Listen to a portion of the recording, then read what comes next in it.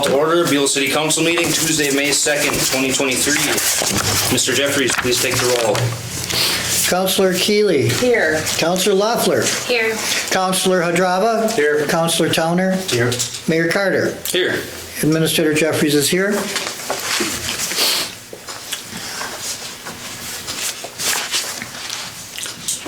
So I'm not seeing any changes to the agenda, is that correct, Mr. Jeffries? That is correct. There are none. All right, do we have a motion to approve the agenda as presented? So moved. Thank you. Do we have a second? I'll second. Thank you. Any comments? Hearing none, all those in favor say aye. Aye. Those opposed? The agenda is approved. Reports from department heads. Mayor Carter, I see that Foreman Pink has arrived. Let the record show he is in attendance. Excellent. Not a whole lot besides for the agenda items, but just for like a service announcement for residents. If we, during the winter, pull up sod in someone's boulevard or cause ruts or anything, just let us know and we'll come go by and fix what we can. And then alleys recently just dried up here with this wind, and so we're starting to go through them. Once they dry up, we're going to go through them and try to flatten them. All right. Thank you. Yep. Mr. Jeffries, anything from staff? I have very little tonight, Mayor Carter. A big reminder to everybody, June 17th is the deadline for punch list items for the street work project. To make sure you get your items to us at City Hall prior to that, so we may get those on the corrective action list. Everything else, I believe, can be handled under an agenda item tonight, sir. Excellent. Thank you, Mr. Jeffries. Moving on to Citizens Forum. I just had an idea of maybe having Would you please state your name? Oh, I'm sorry. My name's Kelly Gergen, and I was just having an idea of maybe having a community garden. I'm not sure how we do it or where, but just thought I'd bring it up here at the council meeting. Very good question. Mr. Jeffries, Yes, sir. do you have any knowledge of? I do. I think that's probably a very good idea. It'll be a very positive, inclusive, embracing project for the city. If we can find some land, preferably city-owned, that can be dedicated to it. Many times what you do is you put things out in plots, certain size, and different parties take a certain plot, and they usually form a little group and decide amongst themselves who's going to grow what, if you will. Kelly, were you looking at vegetables or flowers or both? Honestly, either one. So there's that choices as well. And I thought even with the vegetables, if we did get one, we could donate some of them to like the seniors, the senior citizens of the town. I mean. No, is that something that would be handled by our Parks and Rec department? I would think it would come with a combination of effort from Parks and Recs and staff. Okay. I mean, I do think we would want to ensure that we are, we're looking out for the city's best interests by requiring some kind of a hold harmless and liability minimization provision. There'd be some kind of an agreement by the users that they're kind of doing it under their own risk, if you will, and if they trip and fall, it's not a city liable event, right, et cetera. So we'd want to have some kind of a formalization of that understanding. And then whether or not operationally that Park and Rec department would like to run with it, that's great. Excellent. Is that something staff could maybe brush over property owned by the city and make a recommendation? It absolutely is. I was curious if you have anything any sites that you had kind of looked at yet in mind. Well, I thought of the corner on Pennsylvania and Forest, because that used to be right there. It used to be a memorial garden. And I guess it's not anymore because the memorial garden, I believe, is in the middle. of pencil or forests and memorial. So, I mean, I thought of that because people can keep an eye on that too. I mean, other people have had some ideas because I know I announced it on the site on our Facebook. So I think there's a lot to be said to have it highly visible in the community. Absolutely. So that definitely is in the center and of get town. enough sunlight too. Because I did thought of the library, but I guess there's so many trees around there, it wouldn't get a lot of sunlight. Also need a water source too. Yes. I think enough volunteers, if you had enough volunteers, they could bring water, but. Yeah. If there's proximity to a fire hydrant, there could be an adapter that would go to a garden hose that would allow for that use and maybe be placed into the custody of, you know, Yeah. either the rec board if they're involved or the gardening community. And maybe have fundraisers at the beginning to get like the tools and the dirt and. Or just have people donate it themselves. The donation part of it is fine. I would suggest fundraising may want to consider to have that only as part of your group, not as a part of the city. Separate from the city. Correct. Yeah, okay. Separate organization. Yes. Okay. Well, why don't we start with, could staff drum up just a list of parcels that the city holds that may be relevant to that? Be happy to. Is there any immediate feeling on the area around Forest in Pennsylvania? How big is that lot, Kelly? It's not very big, is it, anymore? Is that what that couple parks all their campers and stuff? Yeah, but they don't own that one on the end where Janice and Wayne take care of it. There was also that property where John and Anderson's house used to be next to Kim on Oh, okay. Pennsylvania and Grant, I believe, or Or Sharon. Sharon. There's that big lot where they, plop a lot of snow in the Yeah. wintertime. That's way in the open of sunlight. Is that That's true too. right yes. across from the library? No, it's No. on Pennsylvania.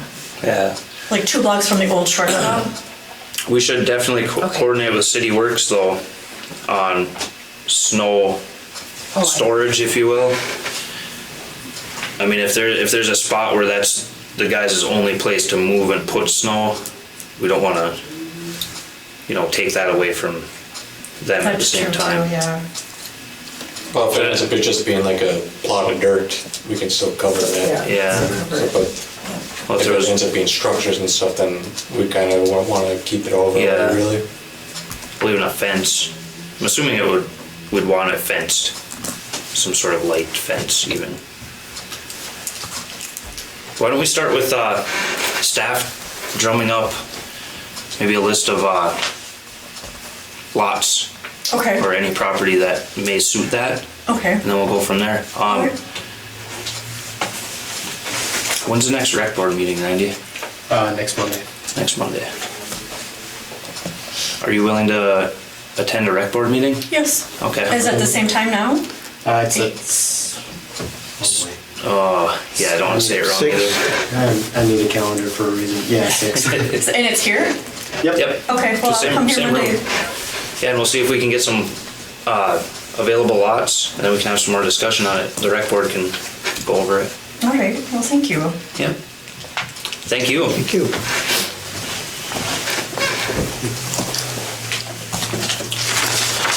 All right, moving on to consent agenda. The minutes, regular city council meeting, April 18th, 2023. Claims, payroll number 4 in the amount of $2,475. Payroll number 8, $14,444.34. Accounts payable, $26,521.89, for a grand total of $43,441.23. Do we have a motion to approve the consent agenda? All motion. Thank you. Do we have a second? I'll second. Thank you. Any questions? Hearing none, all those in favor say aye. Aye. Those opposed? Consent agenda is approved. Moving on to business.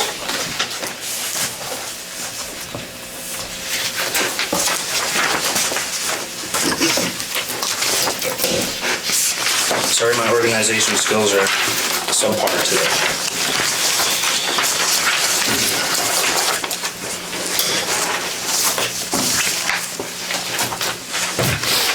All right, item A. Resolution 2318 and 2319 for the final disposition of parcel number 115-0045-00140. The city had previously undertaken efforts to record a warranty deed to convey a certain property, namely PIN number 115-0045-00140, from the city of Buhl to a private individual. St. Louis County has informed the city that said deed needs to be accompanied by a resolution granting the city the ability to sign its land over to a private individual, and that this resolution needs to be filed alongside the warranty deed. Do we have a motion to approve resolution 2318? And I have a question, Mr. Jeffries. Does this have to be, we have to have two different resolutions here and two different actions taken? Mayor Carter, that's a good question. I asked the same question earlier on, and I think the answer is that it's been typically tradition in the city to do two resolutions. There is no downside in doing two resolutions, whether or not two are actually needed or not. The small difference in the two resolutions are 2318 would be the resolution approving conveying the real estate from the city to the private individual, and that is what would be recorded alongside the warranty deed. Resolution 2319 is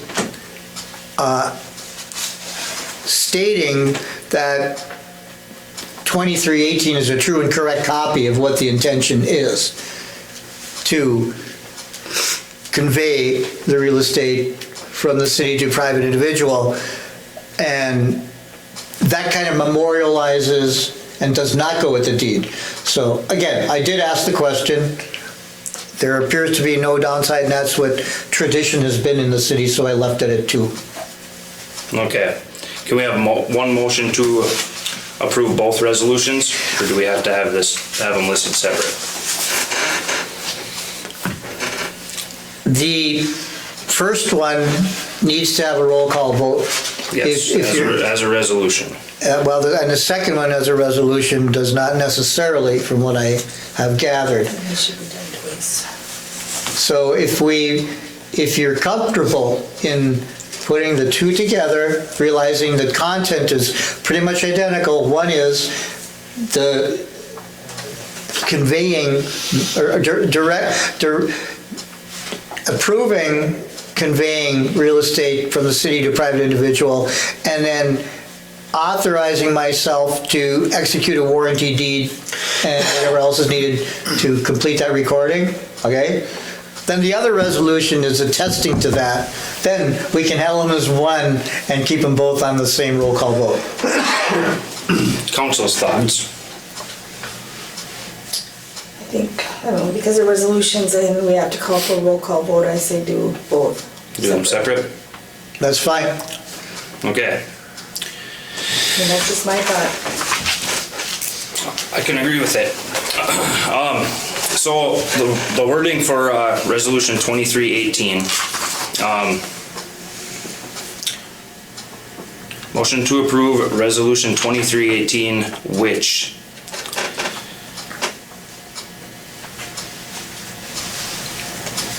allows the city to convey parcel number 115-0045-0014 to a private individual. Is that worded correctly? Yes. Okay.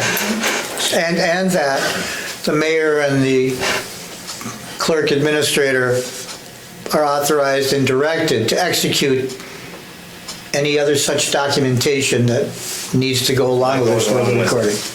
Okay. Do we have a motion to approve resolution 2318? A motion. Thank you. Do we have a second? I'll second. Okay, comments, questions? Is there a little background on this? Is this just because he bought the property around the pit area? Is this down there, or It is down there, but I guess, It's the half it's just that little half next of? to it. Okay, so we're just cleaning up. we are cleaning up, and there's going to be another one this evening on the agenda, and in the meetings to come, probably a handful more, as working with the county recorder, they have somewhat changed their interpretation of what they need and how they need it, and what form and content, and there will be additional items to clean up, if you will. And I think the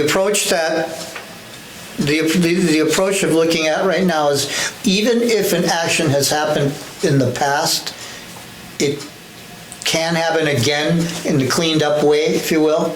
So you might say, hey, wasn't this done before? And in some cases, it may have been, but in different form and content.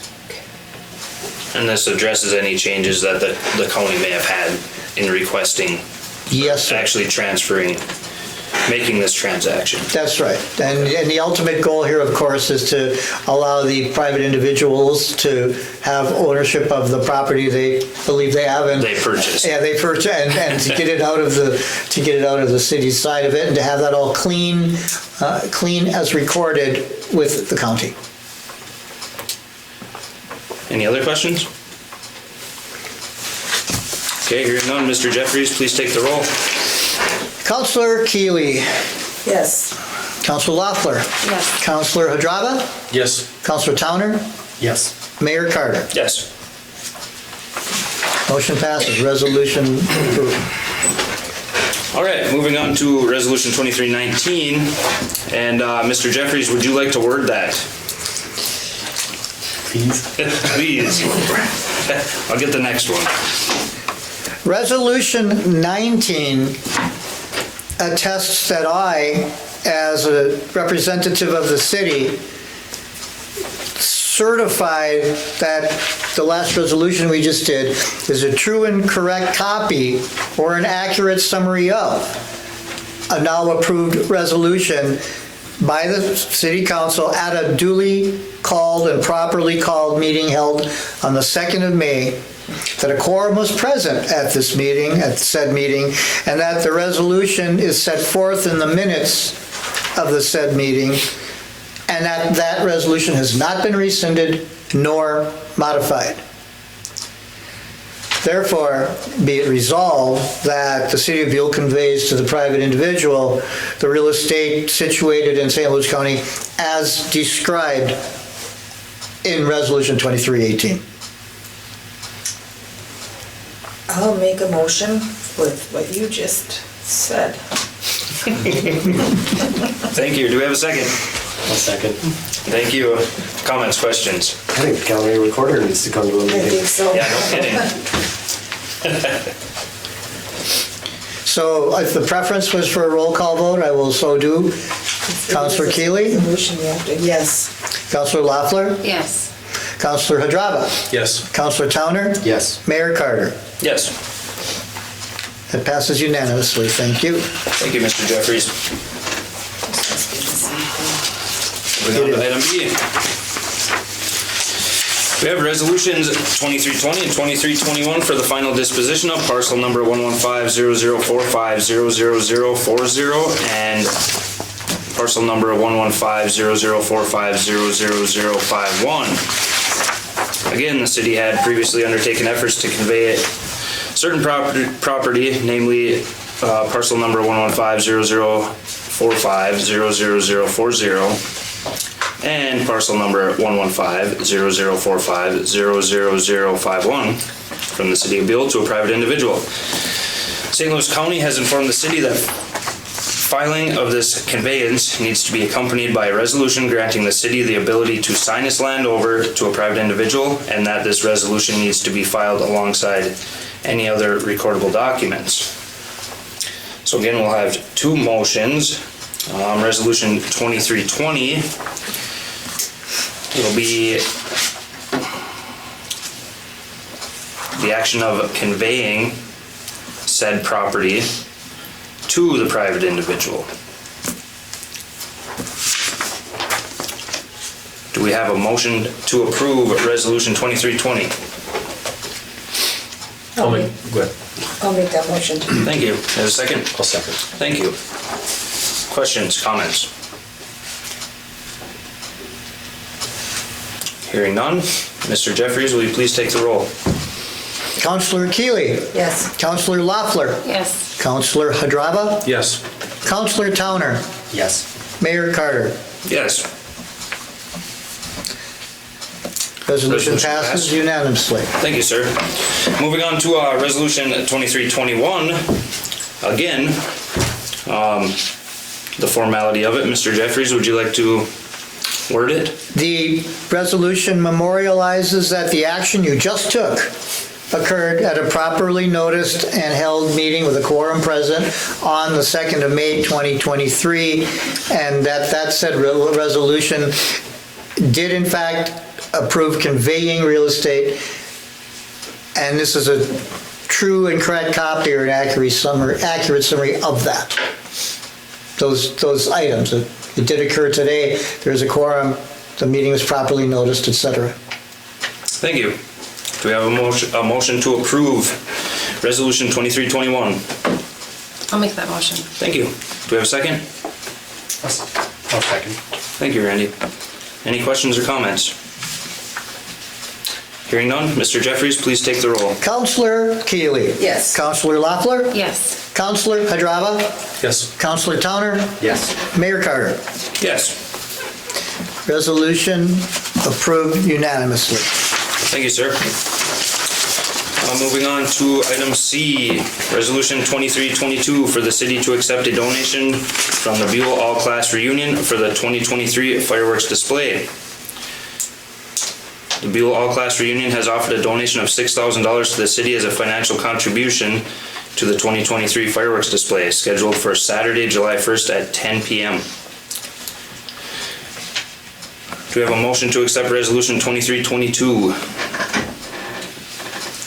I'll make that motion. Go ahead. I'll make that motion. Thank you. Do we have a second? I'll second. Thank you.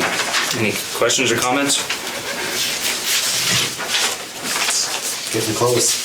Just getting close. Hopefully the ice comes off the lakes by then. I have planned winter activities. Could have a snowball fight.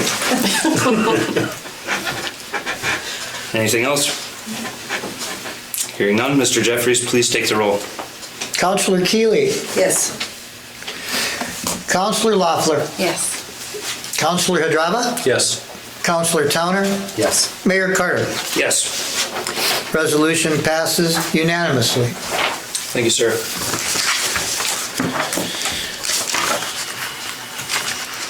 Moving on to item D, grant application to Iron Range Trails Task Force for upgrades to Stubler Pit Municipal Recreational Trails and Fishing Piers. The Iron Range Tourism Bureau, of which the city is a member, is the fiscal agent for the Northern St. Louis County Trails Task Force grant program. This grant program provides funding for projects that foster the development and long-term sustainability of quality recreational trails and facilities in Northern St. Louis County. Eligible projects include, but are not limited to, heavy trail repairs, planning, restoration, rehabilitation, and rerouting, and activities that connect people to the outdoors. Staff proposes to apply for a grant to the Trails Task Force for the restoration and rehabilitation of the fishing piers located on the west shore of Stubler Pit and the associated trails and trail structures to these amenities.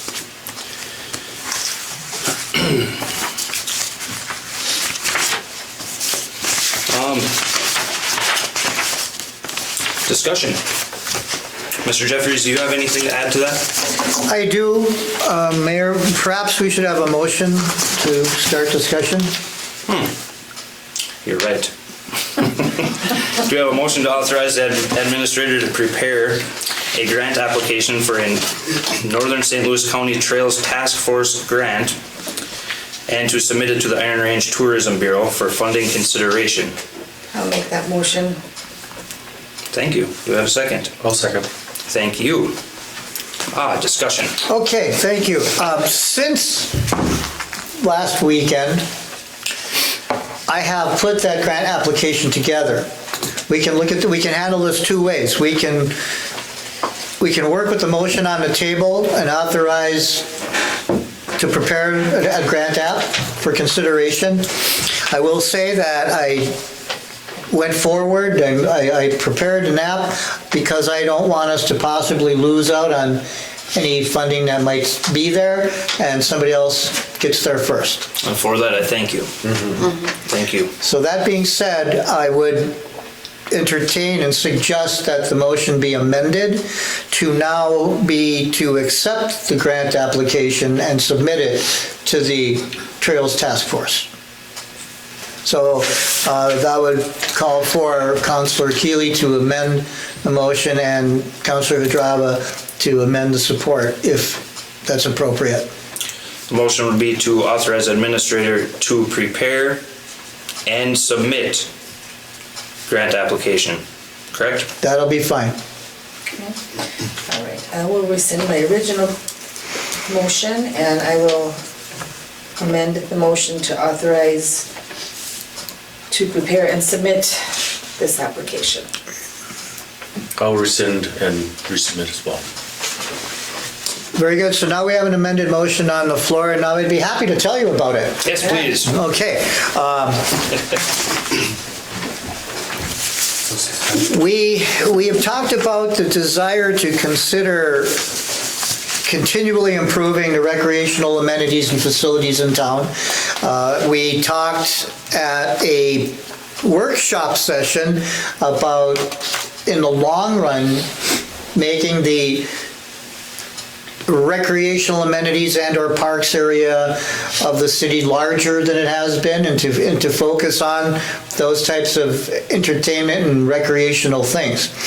So the application here says that the city is in the early stages of a multi-year recreational amenities rehabilitation and improvements program to update and expand trails, parks, and recreational facilities that service Buhl and its immediate areas.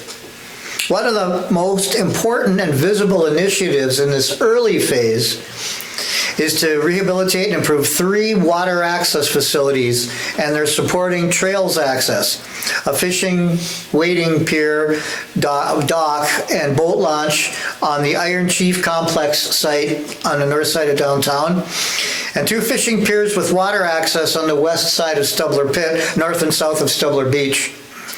The wooden dock and pier structures are in need of update and restoration, as are the associated trails access to these. So this project will rebuild and rehabilitate the dock and the piers and will focus on making them handicap accessible. New supporting framework will be added as needed, deck boards and handrails will be repaired and enhanced where needed, and the structures will be cleaned and treated with UV protective wood preservative. Access from grade will also be addressed for mobility sensitivity for wheelchair access. The trails access will be regraded and widened as necessary, and new aggregate surface will be installed. A new park bench and trash receptacle will also be added to each site. The water access areas of each of these facilities shall also be cleaned, cleared, improved, and made safer as well as more convenient for small craft launching. New and improved directional and wayfinding signage will round out this set of desired improvements. So in putting a budget together for it, the project is about $13,900 project. Of that, equipment that I estimate being needed is $5,400. Materials, which include lumber, aggregate, wood preservatives, et cetera, is $2,500. Other amenity improvements, benches and trash receptacles and the signage, $6,000. So the project comes in at $13,900. The city could donate equipment, manpower, and materials as mostly in-kind participation to the tune of $6,900. That, along with a request or a consideration of a $400 donation from the Recreation Commission, makes the city's in on this project at $7,300. We would be asking for $6,600 in this grant. That would be 47.5% of the project costs as grant requested funds. Should we receive the grant, should this be approved and submitted and we receive the grant, then the city would be required to meet the match within a 1-year period of time or an extension if needed by written extension request of the $6,900, or sorry, $7,300 total city in on it. That's in a nutshell what the grant request is at, and I am open for any questions.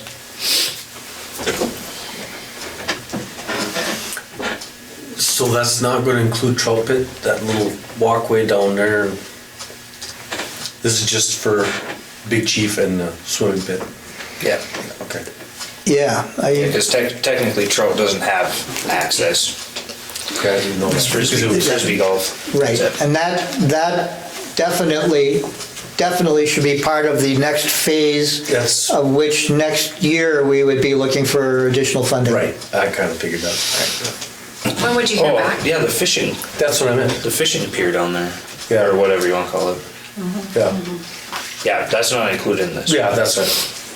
I figured it's like a next phase thing. Right on. When will you hear back? If you, Probably within less than a month. That being said, I did indicate that the project start date would be June 15th. That's kind of indicating my anticipation of hearing back within a month. Very good. Excellent. Thank you. Well written. Yeah, We appreciate it. yeah. yes. It's gonna be great. Especially the accessibility thing for it. You know, somewhere for wheelchair bound people to go pull up on a fishing pier and go fishing. That's awesome. Okay, any other questions? So we have a motion and a second to authorize the administrator to prepare and submit grant application for Northern St. Louis County Trails Task Force grant and to submit it to the Iron Range Tourism Bureau.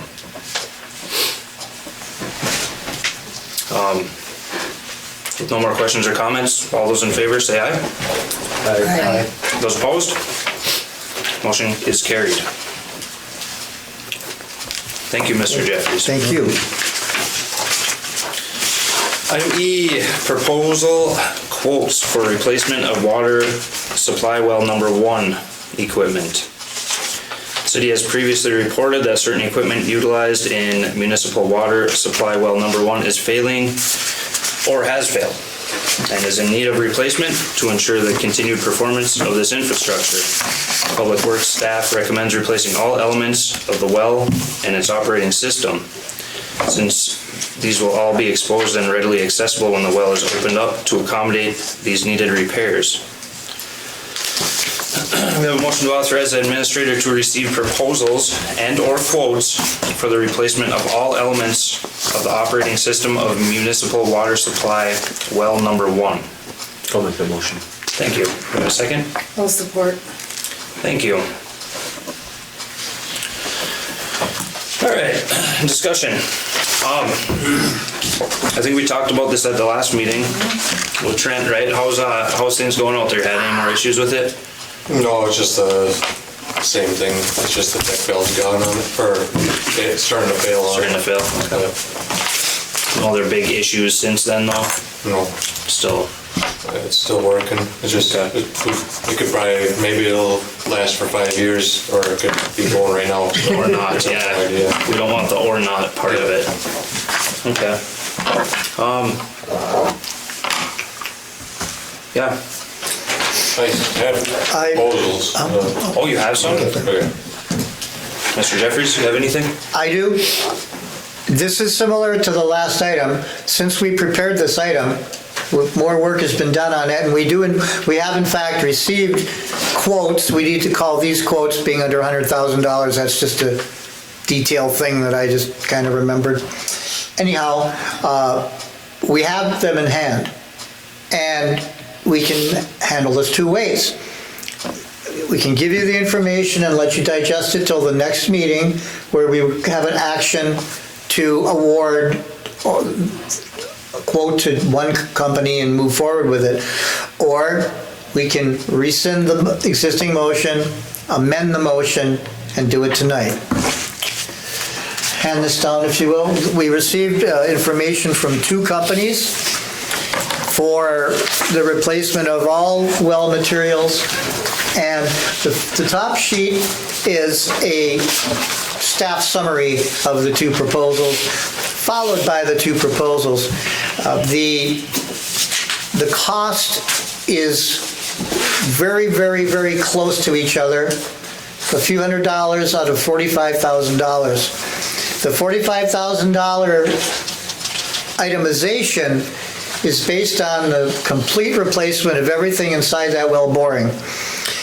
There may very well be cost savings if the draw pipe does not need 350 some odd feet replaced. And it comes in 20-ish foot sections, and the less that may be needed, cost savings may be realized there. I believe Foreman Pink has an idea about where he thinks that might end up. You want to weigh in on that? Yeah, so typically they figure it'd be more closer to about 4 pipes that need to be replaced. That could, we have a total of 17 in the ground, so it could be 0 pipes have to get replaced, or it could be all 17, so that's kind of where it lies at. I don't know, well, each pipe costs different between the two companies. One pipe is $1,050 and the other pipe is $1,123.50. And so the numbers you see for the total, that's if everything had to be replaced. If nothing, as far as the pipe, if no pipes had to be replaced, they've reduced between $26,000 and $27,000, both of them. And that pipe is the actual pipe that goes down the well, right? How deep is that? 356 feet. Didn't it used to be deeper than that? So the actual well's drilled down to close to 700. Yeah. It's just where so you got the casing and then you got the pipe. The pipe only goes down to the 356 feet, and that's where the motor and the pump are down there. But the whole well itself still does go down to the 700 feet, so almost the 350 feet. Drop something down there, grab a glass of that water for the next competition. Well, technically, we're kind of doing that anyways. We are. So, total to replace all of the pipe for well number 1, plus all of the equipment that goes along with it, that's the $45,000. But if say no pipe was bad, that would significantly reduce that. Yeah, so if you were no pipe was bad, one would be at $26,547 and the other one would be at $27,192.75. What's your thoughts on that? I mean, we're probably looking at replacing some of it, I would assume, right? If I had to guess, probably 3 to 4 pipes. Okay. And there's a total of 17? Yep. Okay. It's also possible it could be 17.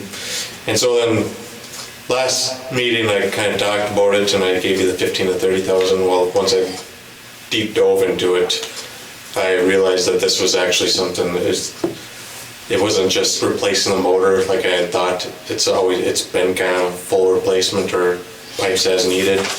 And when I was looking at it, so for well number 1 in particular, for the records I have, it was done after 5 years, then it was 11 years, then 9 years, and so it's probably looking at, after doing it this time, I should have budgeted for this, but I overlooked it, and so that's my fault.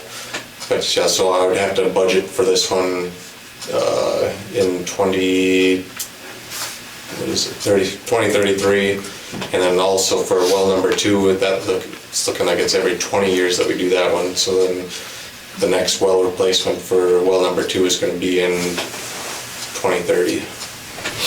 So I apologize for not budgeting this. And now Nobody's perfect. Yeah, I'm in trouble because the check valve is going. So these repairs, that'll get us 10 years on that well. Not necessarily. Oh, But it should be put on a 10-year cycle. Yes. okay. Because this one was replaced in, the last one that was done in 2012. And the reason I had looked at it as a 10-year and was looking at it next year was because the motor went in 2014, so we had to pull it just 2 years after it was already done, but we just replaced the motor at the time because we had one on hand, so it was a relatively inexpensive Yeah. replacement. Do you know how many pipes you replaced the last time? We didn't replace any last time. Well, I mean, for the one before, it looked like all 17 were replaced. So potentially some of them are in really good shape because they've only been down there for 12 years. But it's just essentially it's kind of the same stuff that's being put in the ground for our water system that's got the 80 to 100 year lifespan on it. But I can't. What is that material made out of? I think it's ductile that they put in there. Might be just steel casing. I'm not really sure. Okay. Maybe it says on here. it says under it, this is domestic steel and not imported. Yeah. So some sort of, That's one of our requirements is to have domestic steel. it's a good requirement for us.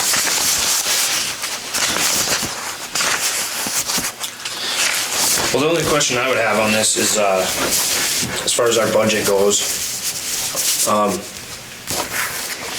Mr. Jeffries, is this something we should go over with our finance manager? Mayor Carter, I think in this instance, this is something we do not want to take any chances with. Oh, absolutely not. And given that there seems to be some pretty immediate availability of both of these companies, the issue might be in lead time of pipe casing. That I don't know what that is. I don't know if They have it on hand. Okay, so we could in fact accomplish this somewhat swiftly. A little bit later on in the meeting, we're going to talk about another public works water related item. And I suggest that with some really close coordination, maybe both these things could be done at the same time. Because the other item is going to require the water tank to be taken out of service for a period of time. So I mean, at that same time, if we can pull the well, if they can accomplish that, that might be a great way to do it. So all that being said, sorry to be long on it, I don't think that there's really, I don't think there's much choice the city has except to move forward with this at this time. The numbers aren't matching up. This one shows Burn Coswell with all these numbers, and then Fine Well shows the same numbers. So there's just, Let me see what you're looking at. Are they just flip-flops? I don't know. I think it might be flip-flop. Yeah, they were entered wrong on the I entered stats. wrong on one of them. I didn't. Okay. Yeah, just the vendor names. Oh, okay. Yep. Neither here nor there. There's. Yeah. So you mentioned availability. What is there any? Do you know of any kind of time frame If we were to take action on this and say go They'd ahead, be able to do it pretty quickly. I can't speak for their exact scheduling, but it would be within a week or two. okay. Have you used either one of these guys before? Well, these are both the companies that have worked on our well in the past. Okay. And so we have a contract with Well. They do all of our service checks for our well every year. So they're familiar with what we have then? Yeah, and Ferguson Caswell's done, they were the last ones to do well number 2, which was in 2010, and then they are also the ones that replaced the motor for us in 2014. So they're both familiar.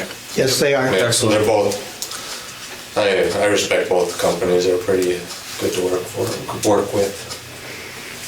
So in terms of decision-making on recommendation, only on the basis that Thine does have ongoing continual work with us through that annual check program, that the Caldwell is who we would offer to. What is it Tyne does? An annual check? Yeah, or just our service checks to make sure our motor's running proper, and then we do drawdown of our well to just check the water level and static level, how much it's pulling water. There's a bunch of different things that go into it. What time of the year do they do that? It's usually whatever, when they're in the area, so it's not Charge us for it? consistent. Or could they? I think it's about $500 a year, I believe, somewhere around there. I can't be positive on that, but.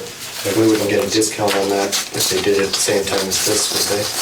It's a completely different services. So staff's recommendation would be to go with Bergerson Coswell and accept this bid and move forward with the repairs. That meet with your approval, Foreman Pink? Yeah, that's, That would be staff recommendation. Okay. Currently, we have a motion to authorize the administrator to receive proposals and/or quotes. Would council like to rescind? That was me, wasn't it?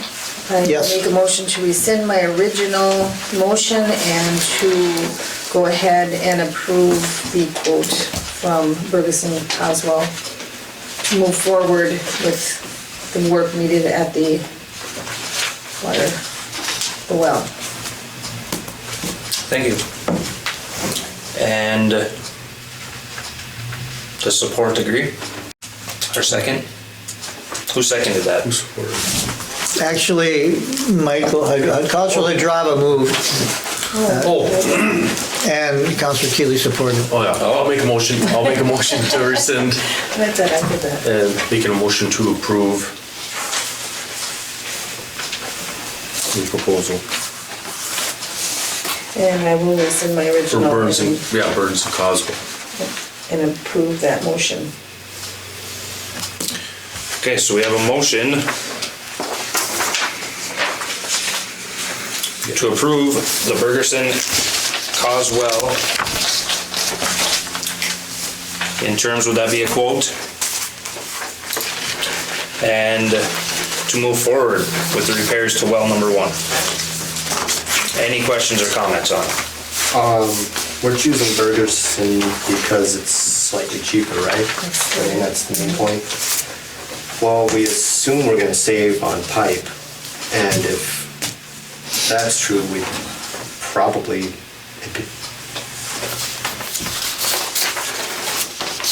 wouldn't it be cheaper to go with Tyne then? technically, yes. So I broke it down,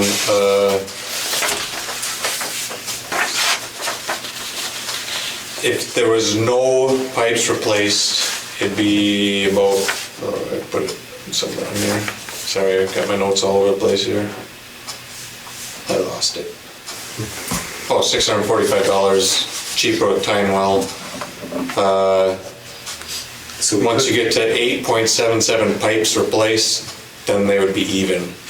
Then after that, Bergerson Caswell would be cheaper. So it's hard to say who's going to be. That's a variable we can't. Right. Well, it's $130. Yeah, we don't know what's We don't wrong know. down there. That's, Well, right, I'm just saying at most we're paying $130 more Oh, if they yeah. replace all of them. Yeah. But potentially, we're saving $600.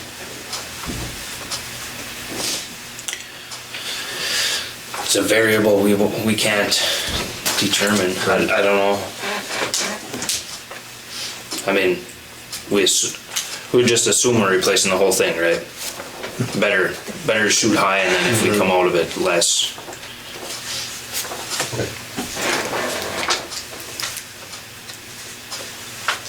Good point though, Randy. It is. It's a very good catch. Worth gambling or. I'm not good at gambling, so I don't partake in that. Okay. Any other comments, questions? I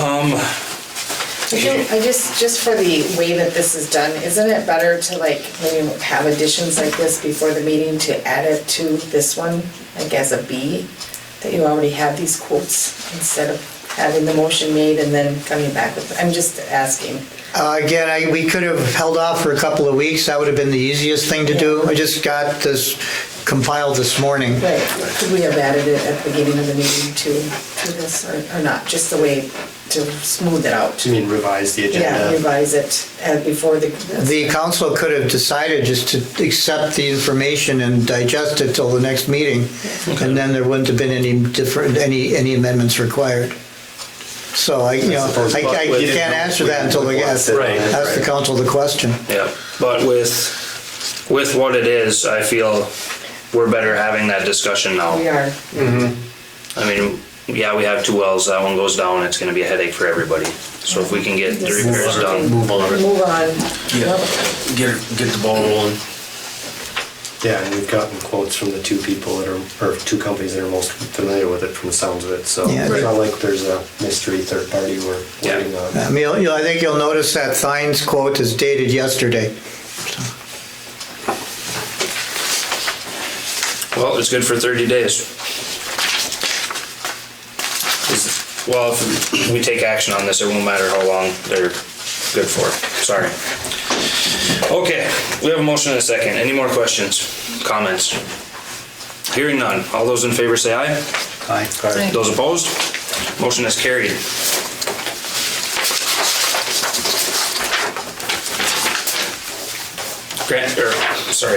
Trent, you'll be able to keep us updated on the process. Yeah, I'll make the call tomorrow and get the ball rolling. Thank you.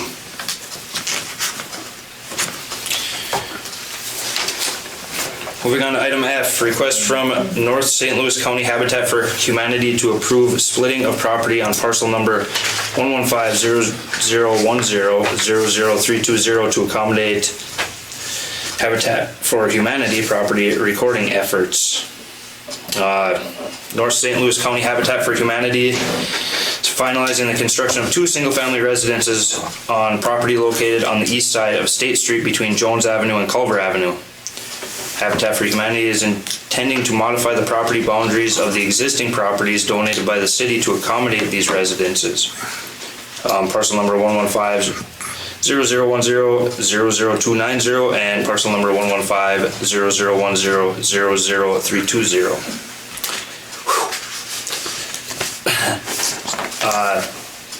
Habitat for Humanity is seeking assurance that the city of Buhl approves the splitting of one of these properties so that they can combine the residential property, the 2 parcel numbers 115-0010-00320 and parcel number 115-0010-00290 and create 2 new lots to accommodate their homes under construction and submit to St. Louis County for recording.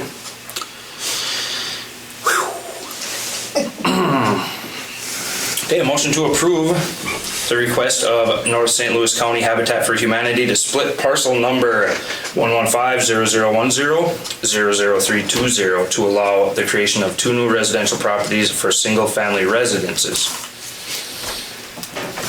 A motion. Thank you. We have a second? I'll second. Mr. Jeffries. Mayor and council, this is similar to items A and B of tonight's agenda. The 2 Habitat homes under construction as we speak need to have the property reboundaried in order to fit each on one lot. The two properties are next to each other, and the city, BEDA actually, no, the city, BEDA had donated those to North St. Louis County Habitat for Humanity. The county has indicated to Habitat that they need to have a letter from us, from the city, approving property split that will allow them to redraw that boundary to fit each house on one lot. So this is a request from Habitat for said approval, so they can include that in their recording documents with the county. Thank you. All right. We have a motion and a second, correct? Any comments or questions on it? Hearing none. All those in favor say aye. Aye. Those opposed? Motion carried. Moving on to item G.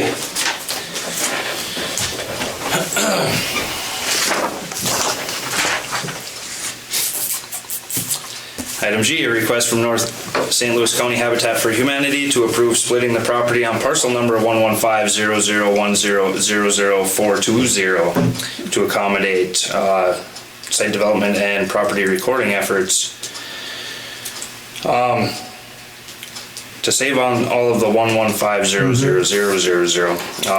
Mr. Jeffries, Yes, do you have a easier explanation? I do. Thank you, sir. This is very similar. This is for the lots across, the ones they plan on building next year. On the west side of State Street. That is correct. In these properties, the former First National Bank of Buhl, now known as B2 Bank, has donated 50 feet of their existing property to Habitat. So this is a similar letter for Habitat where the city approves splitting that bank-owned lot and giving the northerly 50 feet to Habitat so they can draw their boundaries for those other two homes that they're putting in. And this approval will again accompany Habitat's recording documents to St. Louis County. So this will change, this will allow change to, it'd be the south boundary with the bank's property. That property will be, It'll be the south boundary of Habitat's lot. yeah, sorry. The north And the north part of boundary it. is a bank. Okay, and then will we be seeing something like this for dividing that whole parcel then that Habitat will own? Will we be seeing this again in the future to divide that area up to accommodate those two properties? A good question. At this point, Habitat has not asked for that. Okay. So I did not include that. All right, we may see that in the future. We may. Okay. Okay, with that, do we have a motion to approve the request of North St. Louis County Habitat for Humanity to allow the owner of record, First National Bank of Buhl, to split parcel number 115-0010-00420 to allow the creation of two new residential properties for future single-family residence construction? I'll make that motion. Thank you. Do we have a second? No second. Thank you. Any other questions, comments? Hearing none, all those in favor say aye. Aye. Those opposed? Motion is carried. Item H, proposal to implement summer hours at City Hall. Mr. Jeffries, I'll let you take this. It has been suggested by well-intentioned folks on the city council to consider some summer hours at City Hall. Councilor Keeley had struck a conversation, which we have in front of us now, to, between Memorial Day and Labor Day, move up by 1 hour the opening of City Hall to 7 a.m. and then on Friday, close City Hall at 11 a.m. for the weekends between Memorial Day and Labor Day.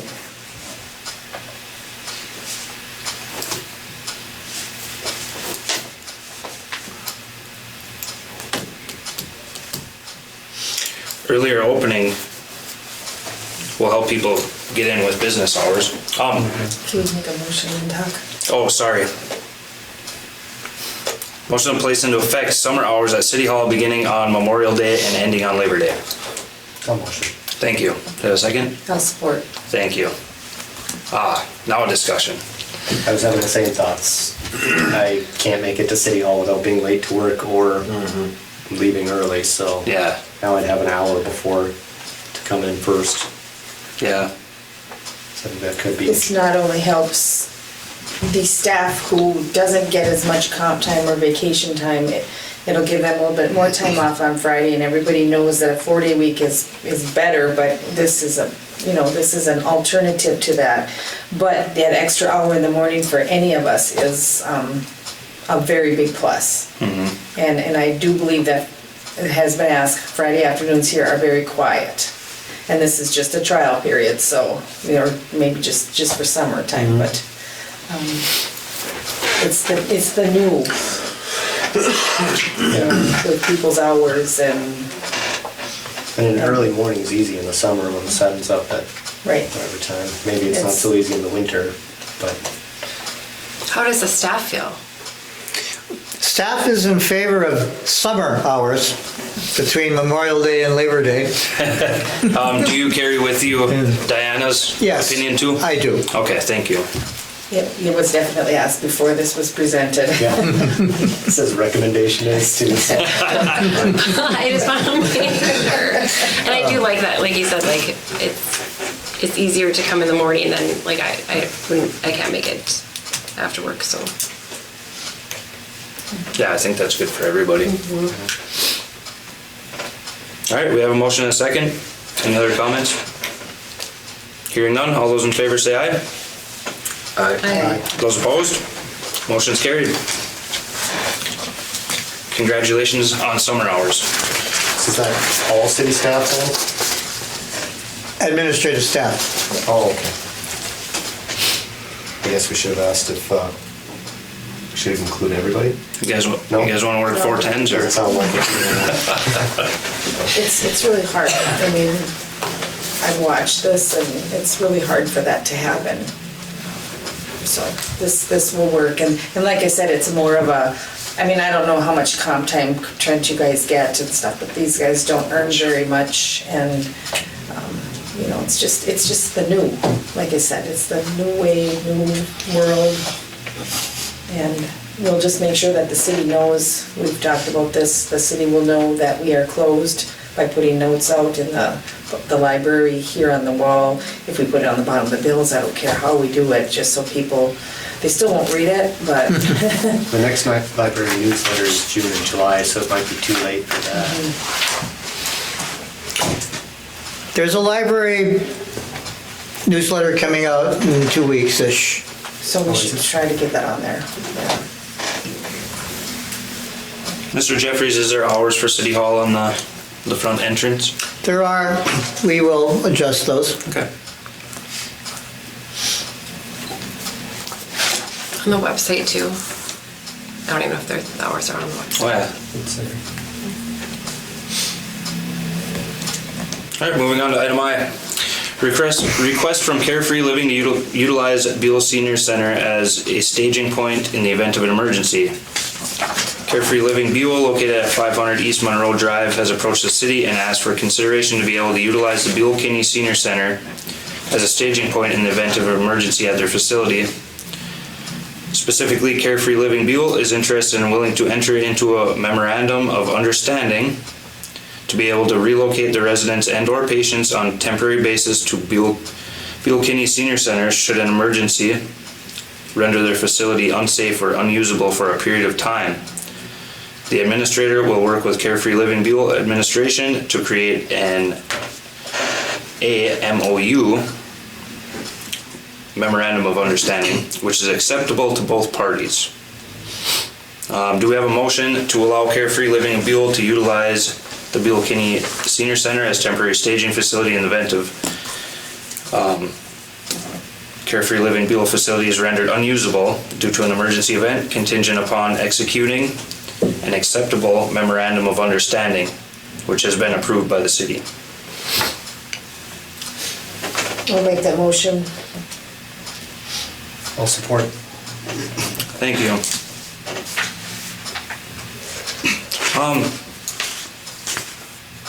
Are we jumping ahead on this, Mr. Jeffries? Shouldn't we have a memorandum of understanding approved by the city prior to approving an agreement? The memorandum of understanding is the agreement. Okay.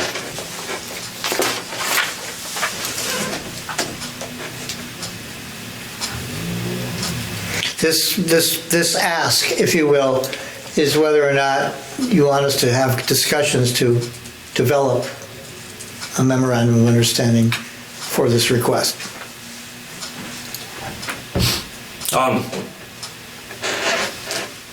Has staff been in contact with the seniors?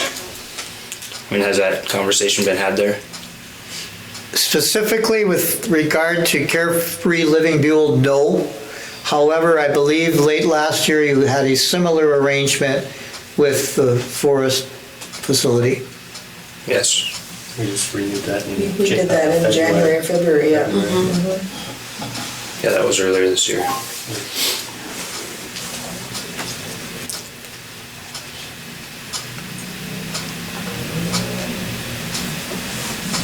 Yeah, I can't see where it's any different than a nursing home. I No, mean, they need an emergency place to go if they, and why would we have anything different? no, absolutely not. And it's really nice to be able to, Yeah. as a city, provide that to these facilities in town, or to these organizations in town. Any other comments, questions? Hearing none, all those in favor say aye. Okay. Those opposed? Motion carried. Thank you. Item J, proposal to conduct comprehensive water tower and storage and distribution systems inspection. Mr. Jeffries, would you like to take this? Thank you, Mayor Carter. Councillor Keeley, here's the last one of the possible amended motions for this evening. This was initially, well, it's not even an amended motion, come to think of it. This initially was an informational item to discuss that in continuing the efforts for our future water and sewer system infrastructure needs, we recommend undertaking a comprehensive water tower and storage and distribution system inspection to ascertain the current condition of the existing water storage and distribution system. Updating information would be very valuable in evaluating alternatives for the future with regard to water storage and distribution. So we want to move forward and bring a proposal or bring proposals to conduct periodic inspections. That's what the item was initially intended to be. Since then, we have received some quotes for these inspections. And I'd like to hand out, we have 3 quotes for water tank inspection and maintenance. This would include a clean out of the tank, a check of its interior coating and lining, and some non-destructive testing of its surfaces. I would defer to Foreman Pink to go more deeply into the matter. It's something that is not a requirement, but is more of a suggestion by the Department of Health to have your water tower inspected every 2 to 4 years. Now, we are very fortunate to have very good water, so we do not have the same problems as other communities have when it comes to the water tower inspection. So we've actually kind of pushed our inspections out to about every 5 to 6 years. And the last time we did one was like 2018 by Suez. And that's what kind of started the conversation of looking at either repainting the tower or replacing the tower. And so I didn't think we would ever have to get to another inspection, but because we still don't know where we're at with, are we gonna paint it or replace it still? Haven't gotten a definitive answer. I suggest doing another inspection to see where we're at, because it has been about 6 years since our last one. So Mayor Carter, 2 of these 3 the first two of these three quotes would both inspect as well as do some maintenance on the tower. The third is more of a pure inspection. There are two major ways of checking towers. One is to do it from the top down, floating on a raft. That is what's called that's called a float down evaluation. The other is a dry tank inspection, where the vessel is emptied and you look at basically the bottom third or so of the structure, which is where the water lives all the time, generally anyway. The staff recommendation here is that a float down inspection or evaluation is not necessarily needed at this point, because it may not be at all any more useful than a dry tank inspection. The highlights of what would happen would be, again, to maintain, do some maintenance, blow it out, get rid of sediment that might be in there, clean it up, scrub it out, and then at that time when it's empty, again, take a look at the surfaces. There's coatings on the interior surfaces. They last for X amount of time. We don't know what kind of condition they're in. Also, we would take some paint samples of the exterior to determine if there's any lead or chromium in those pigments, which would be valuable in knowing should there be a repaint or a refurbishment, what that burden would be. Because we are still evaluating, to continue to utilize this tower into the future, this periodic maintenance would be extremely valuably needed, and it'll also provide some information, since the last inspection was done, as to whether there has been any additional aging or deterioration of surfaces, or if there hasn't been. It'll just give a nice picture of where we are 6 years later of where we were 6 years ago. We're definitely not certain that vessel is going to necessarily come out of service at this point. So this would do two things: give great information about its condition, and do some great maintenance, clean it out, and get it in good shape for a couple of more years. And the last inspection was done 6 years ago. 6 years, right? 6 years ago. And again, very, very, very close numbers here. Again, if you determine that a dry tank is the way to go here rather than the float down, which staff strongly urges, then there's less than $200 difference in the quotes. And the recommendation would be to accept the quote of Utility Service Company, Inc. in the amount of $2,000 for this service.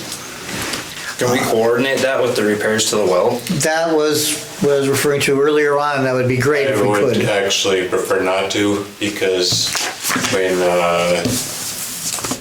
the well's being done, we actually use the water tower as a pressure valve.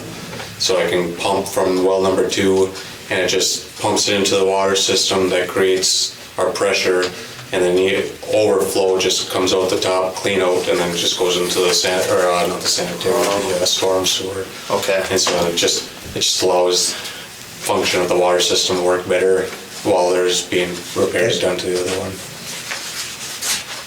So in the process of draining that tank and them inspecting it, what happens then? Pumps set up? I set up a pressure valve, and so then we'd run our backup well, and then they would the pressure valve releases when it reaches a certain pressure, which it's under that pressure the entire time, so it just kind of regulates them, so no one in town even knows that work's being done on our system. Not a huge burden? No. Well, I shouldn't say that, because last time I messed up and I caused a water hammer and I burst the main, but that's my fault. Exciting.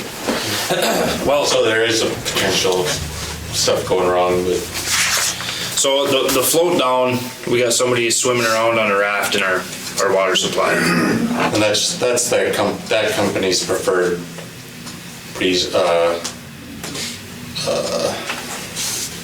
way of doing it. Their preferred method. Yeah, and so they didn't. That's why they gave me that quote instead of the other Instead ones. of a dry one.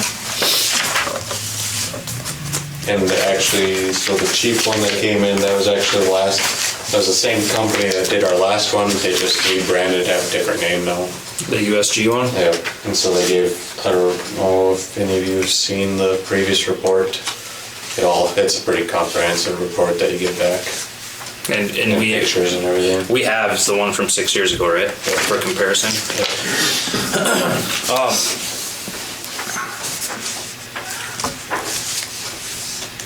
My opinion of it, it's been 6 years since there was an inspection on that water tower. There's a lot of talk of doing anything to it without having an update on where the structure stands.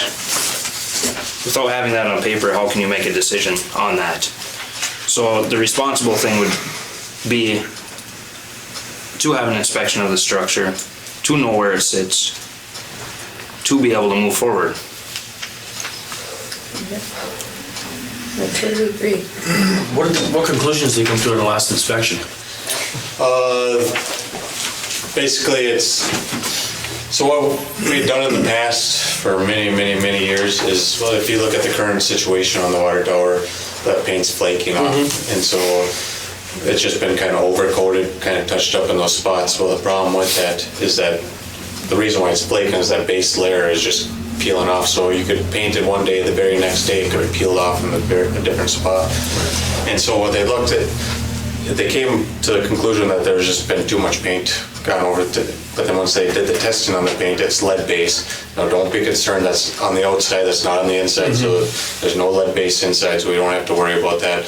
But because it's lead based coat or lead based paint, we actually have to do a complete, that's where we went and got quotes for repainting the tower. In order to do that, you have to do a big curtain. Maybe you guys have seen it somewhere out there, but to be able to contain it, because you got to collect all those lead paint chips, and because of that, they cost a lot of money. And so that's why we kind of looked at cost of doing all that paint work, and then or just putting a new tower in essentially. And then part of the report is it needs some repairs as far as it's no longer the code for fall restraint. It's just got the old style cage, which I think the cage isn't even recommended anymore. It's more of a cable system. I think there was a new vent was suggested, and securing a ladder up there. So there was a few things that they suggested as part of this, but obviously since then those numbers have doubled what they were at, so I don't even know where they're at right now, which talked about looking into just getting an update on what those numbers are compared to what the cost of a new tower would be. Yeah, and without the information from this, how do we make a decision? So, Mr. Jeffries, staff's recommendation would be to take action on these at this time? Is that where we're at? Yes, sir, that's correct. Okay. So under this agenda item, we can take that action? You can. All you would need to do is, make a motion for whatever your preference is, and act on the motion. Well, like I stated, without having this information, you're making decisions based off of feelings, I guess, without facts and information in front of you. With that being said, I would entertain a motion to approve the bid from Utility Services Company for the inspection of our water tower.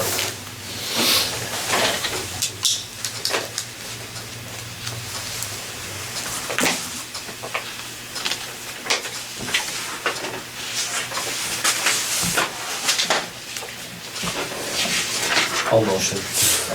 Thank you. Sounds like people intend to. Sure. Do you have a second? They're gonna drain, oh, sorry, in the middle of it. I'll second. No, if you, If you want to support it, we can I'll talk second about it. it then. Okay. Okay. okay, we have a motion and a second. Questions? No, this is the one where they're gonna drain the tank and. That would be a dry inspection, Dry correct? inspection, yes.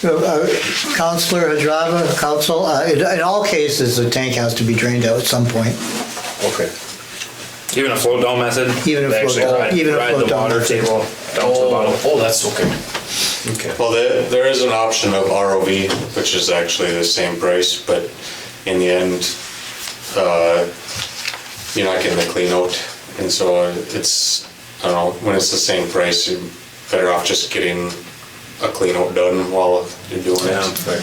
Sure, it's a little bit more of a burden for the city staff, but it's not that bad really, so it's. I've been through this and it was real smooth. Like you said, the customers didn't even know other than seeing the water on the ground. Yeah. They didn't know, they didn't see any change in service or anything, so, and I agree with Mayor that you have to go in there and look to see what we have before decisions are made, so somebody has to go do this. And again, you do need to have the maintenance part of it, so,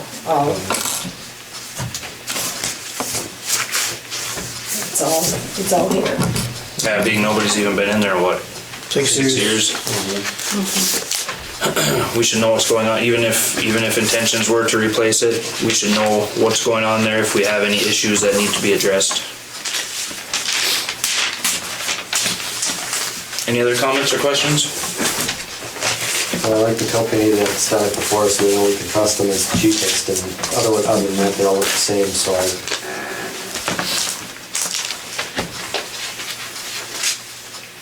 Trent, are they really out of Perry, Georgia, or is that the new company? No, that's the headquarters essentially. I was gonna say the same thing as you did, Randy, about how like it's nice to be able to compare the two. It's the same company and oh, their report. see where I was before. Yeah, good point. Comparison would be a lot easier. All right, any other comments, questions? Hearing none, all those in favor say aye. Aye. Those opposed? That motion is carried.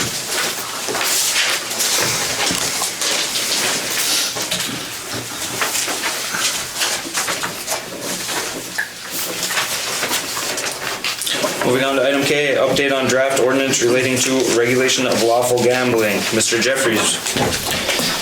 Mayor Carter, council, last meeting, we introduced, we recommended adopting an ordinance to cover charitable gambling activities in the city, and we offered two versions of a draft ordinance for your consideration.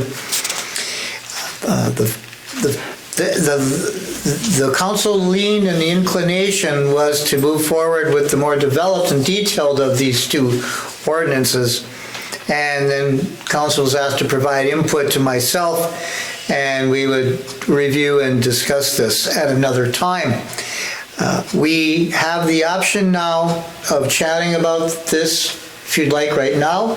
We have the option of setting a working session to maybe finalize this ordinance development here in the near future. This process so far has gone very swiftly, so that's a compliment to everyone. And I stand prepared if you want to talk about it now with some comments and input, or stand fine with setting the conversation down the road a piece, whatever your preference is tonight. Thank you. Council, thoughts? I think we should probably just cover it now. If it looks like it's gonna take longer, we need to break away and look more into it. After what we discuss, then we can schedule the working session, but I mean, We're here. it looks like at least the changes I would recommend, I don't think it'll take long. And we can just get it moving. But if you guys need more time to look it over or whatever, we can still do that. Come with Randy. We're here. You at least talk about it at the very least.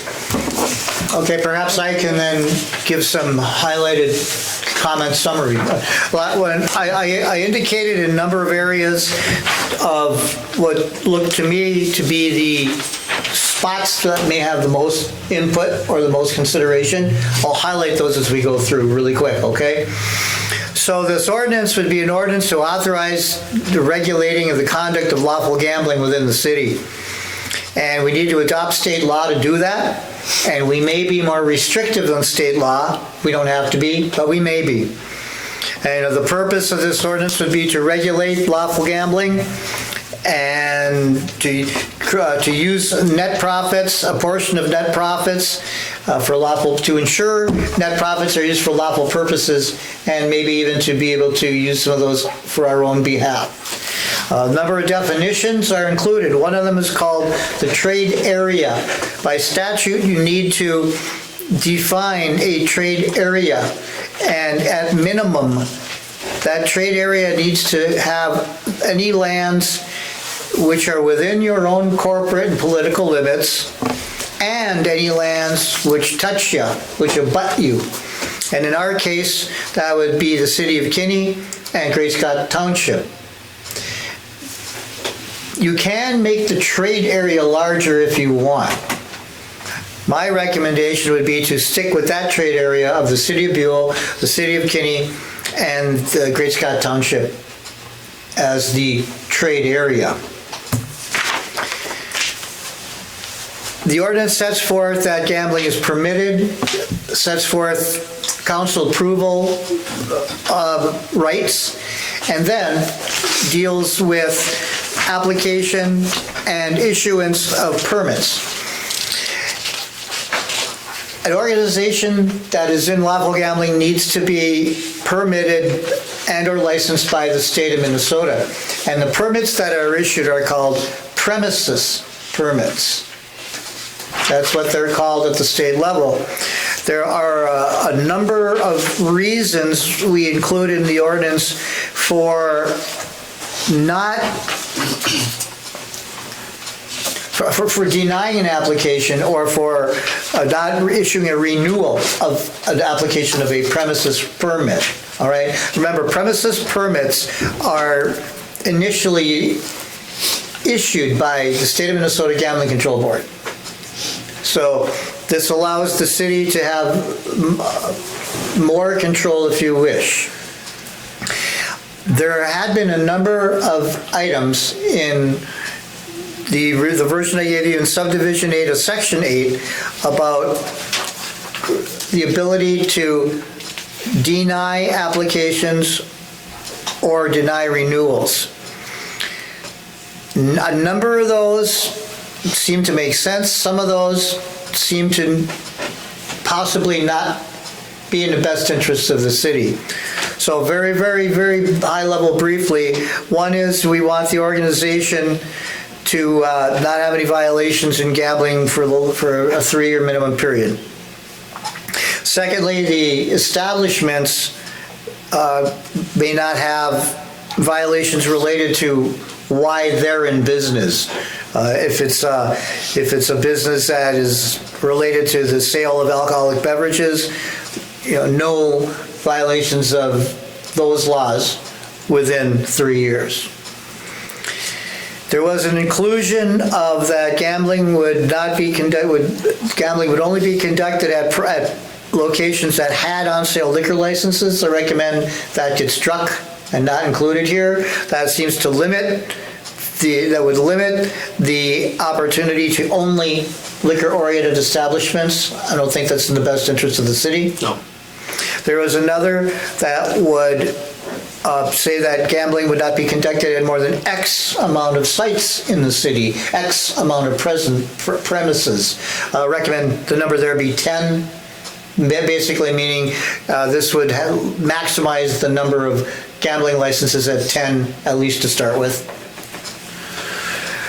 There was one that said that an organization could not have lawful gambling at more than one premises in the city. Recommend striking that. That does not seem to be any upside to saying that an organization couldn't be in 2 locations. There was a provision that only one licensed organization could conduct gambling activities at a location. Recommend striking that. That I don't see downside if record keeping is done the way it's supposed to be of having 2 organizations in one location. There was failure of paying certain fees, recommend keeping that. And there was operation being detrimental to health, safety, and welfare of the community, recommend keeping that. So, in section 8, subdivision 8, the recommendation here is to strike items III, V, and VI, 3, 5, and 6. And to keep 1, 2, 4, 7, and 8. Okay? That leads us into possibly the most touchy area, which is local permits. A section on local permits for those organizations that are conducting lawful gambling which is excluded or exempted from state licensing requirements. Basically, these are raffles or bingos that are held infrequently, or the dollar amount is lower. There are a number of criteria at the state level to where a raffle or a bingo operation, or I shouldn't say operation, I should say event or events, fall under the radar of state licensure. They're either too infrequent or they're too small in dollar volume, etc. There's no need for the city to have a provision for local permits. However, it seems like that would give information to the city about who's in town doing what and allow the city to manage those. Definitely administer and enforce if necessary, but also maybe help out on the other side of it too. It doesn't have to be a one-way ordinance, but it would give information for who's having a raffle 2 to 4 times a year, and allow us through local permits. So the criteria for the local permits is recommended to be similar or same as the criteria for the state premises permits. Meaning similar draft language that recommended striking in the premises permit section, I recommend striking in the local permit section. As a summary for you folks on Section 9, Subdivision 8, retaining items 1, 2, 3, 4, 7, 10, and 11, and striking items 5, 6, 8, and 9. In summary, 5 says that you could only do your events at a place you rent or own. That doesn't seem in the city's best interest, because let's just, for instance, say somebody came in to do bingo at the senior center. If they didn't own it, they wouldn't be able to. We don't want that, I don't think. Item 6, again, limiting it to only on-sale liquor license establishments, not in the city's best interest. Item 8, not allowing an organization to participate in more than one location, not in the city's best interest. And item 9, not allowing more than one organization to be in a particular location. For instance, what if we had something down at the beach, let's say, community, whatever, and a couple, 3 different nonprofit charitable organizations wanted to have a raffle or a bingo game or whatever down at that. You wouldn't want to necessarily limit that to just one organization, I don't think. No. Okay. So those are moving a little, those are the permitting recommendations. And then just a couple more down near the end. One is talking about, and actually to be under Section 13, Subdivision 3.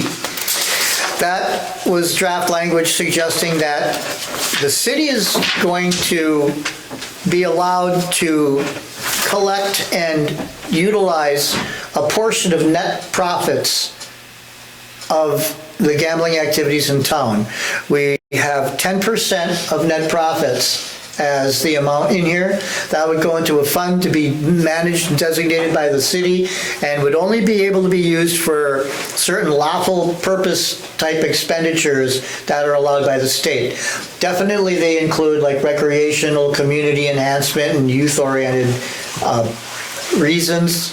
There's plenty of very good opportunities where that collected dollar money could be utilized for the betterment of the city.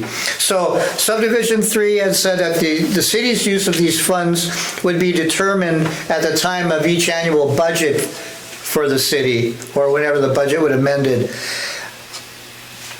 I recommend we don't include that kind of language. I don't think it would necessarily serve any real functional purpose. It would instead require a action ahead of an expenditure, kind of forcing the hand of any monies for the next year. I don't think that's in our best interest. That's just creating more work, right?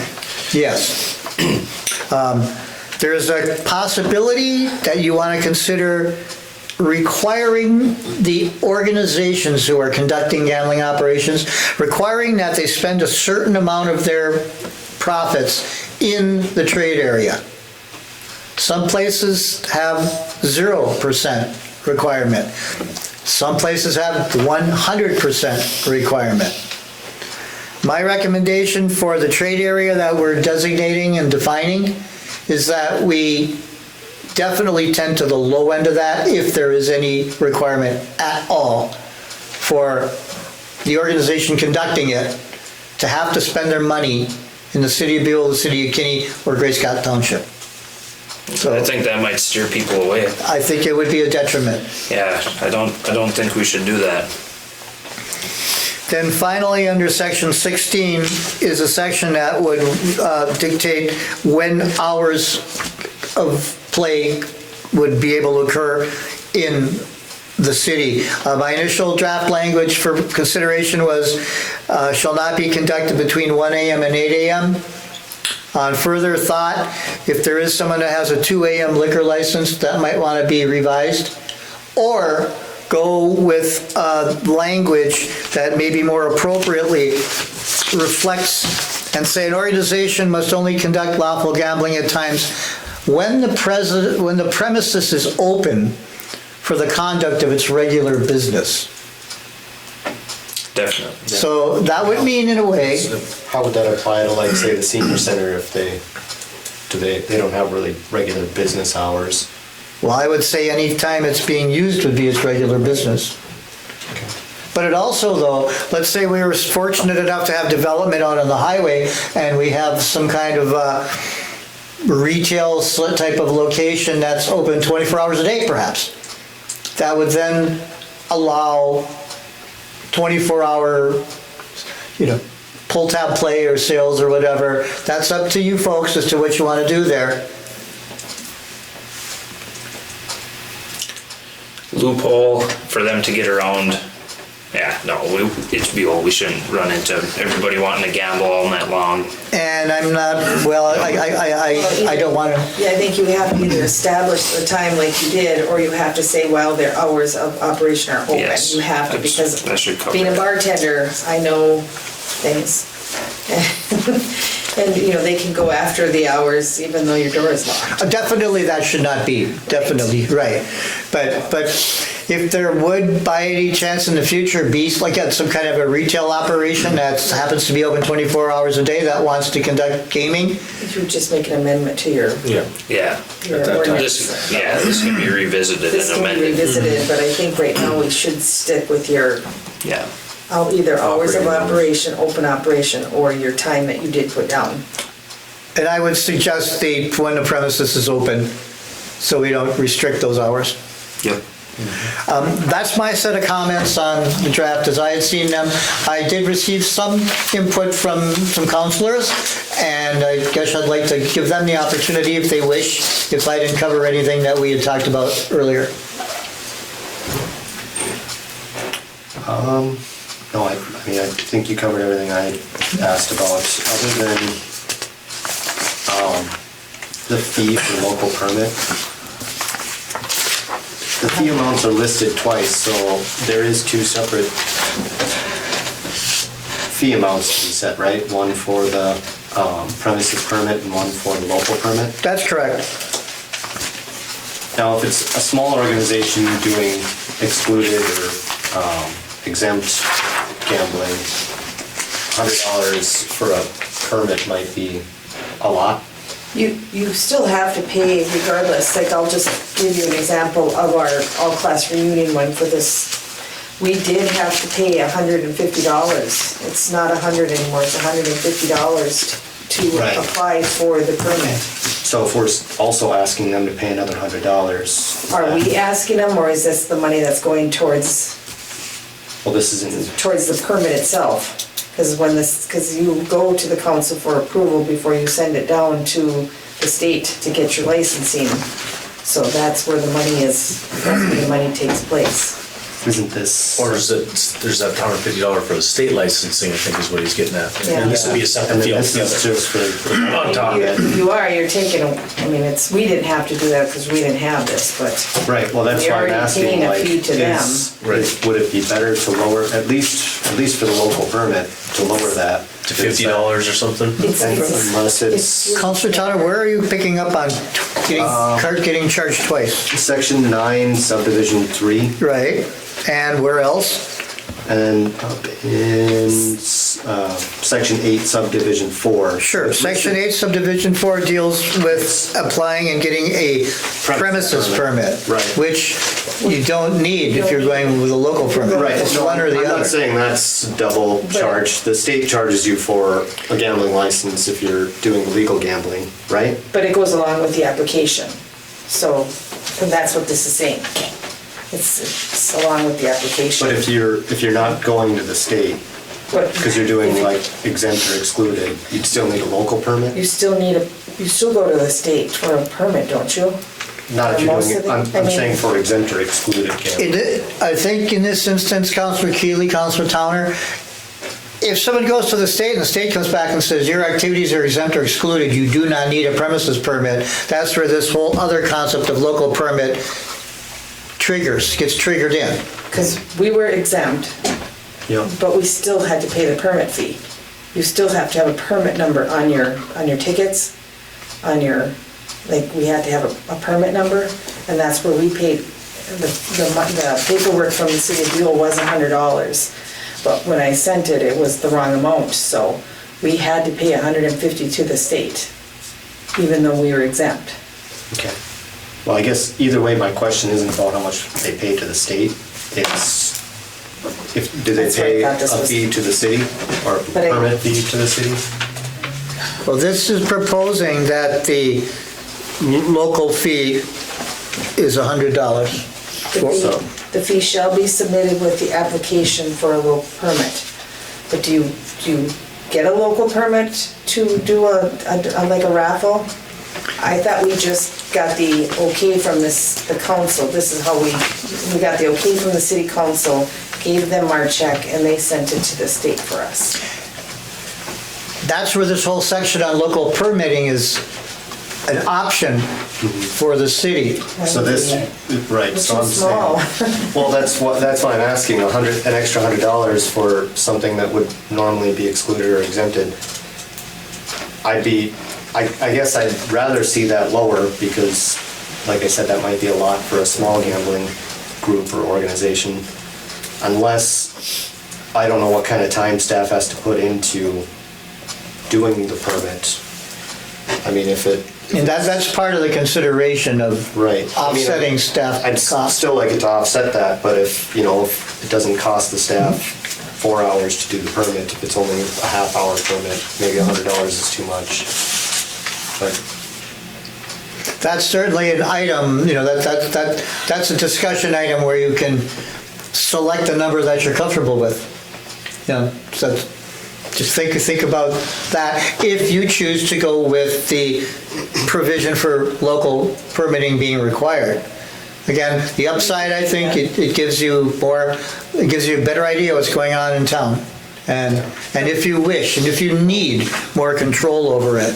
But you guys, I mean, again, I'm a little confused by this, as you can tell. We still have to come to the city for the approval, so you are aware that this is going on because you're signing your name to the bottom of this permit. So you are aware that it's going on without a cost.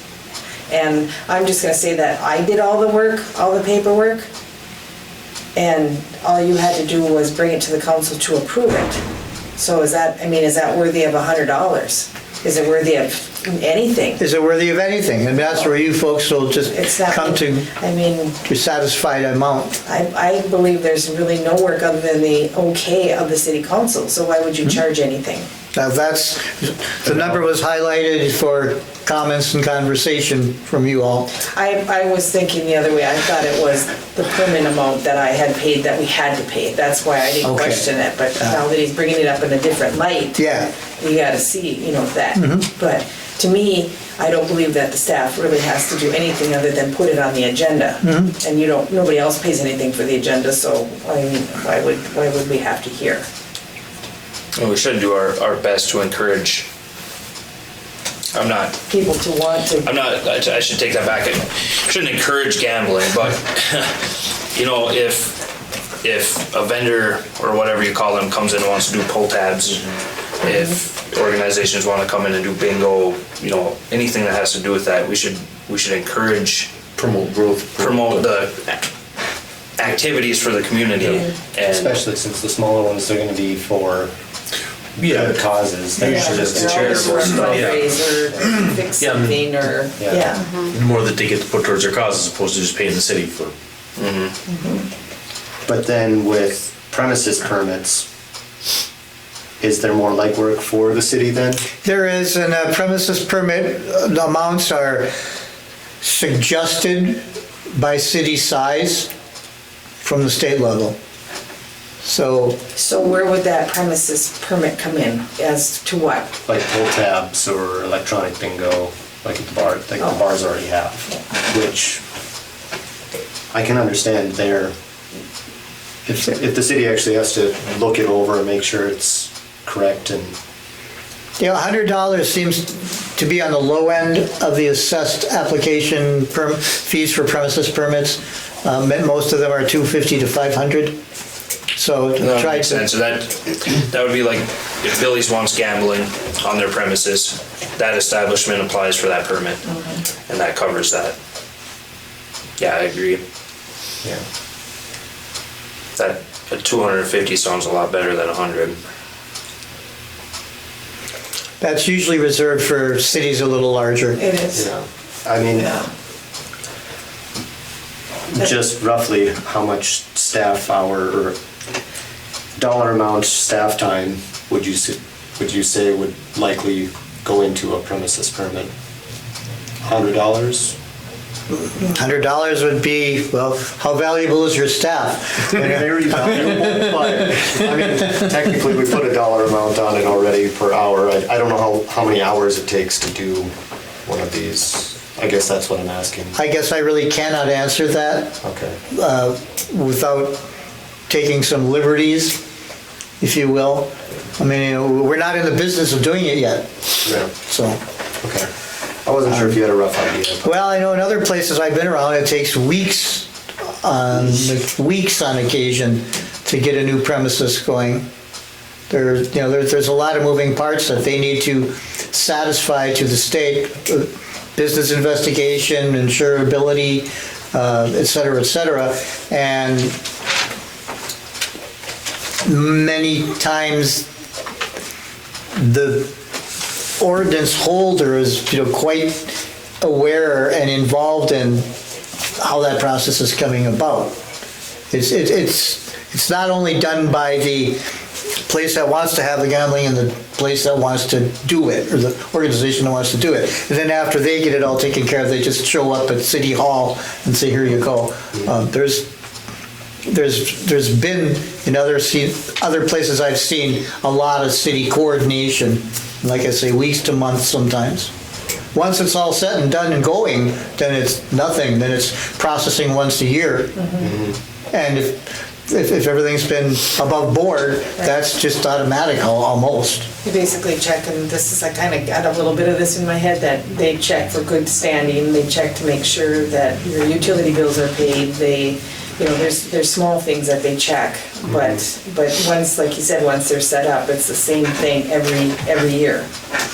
So as far as staff costs, we'll probably be at a loss with the first one at $100, but we'll gain it back with renewals. Yeah, you'll get it back.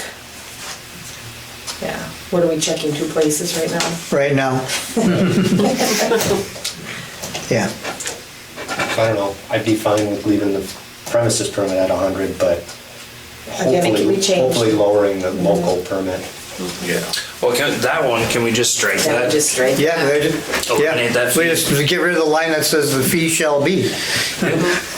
Right. Subdivision 3, under section 9, strike it.